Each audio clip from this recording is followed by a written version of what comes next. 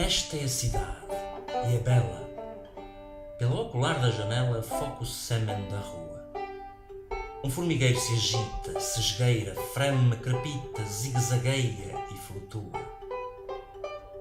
Freme como a sede bebe, numa avidez de garganta, como um cavalo se espanta, ou como um ventre concebe. Treme e freme, freme e treme, friorento voo de libélula, sobre o charco imundo e extreme, barco de incógnito leme, cada homem, cada célula. É como um tecido orgânico, que não seca nem coagula, que assim mesmo se estimula e vai no medido pânico.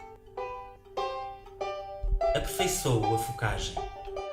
Olho, imagem por imagem, numa comoção crescente.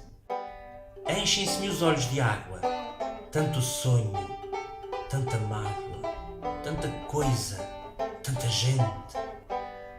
São automóveis, lambretas, motos, vespas, bicicletas, carros, carrinhos, carretas e gente, sempre mais gente.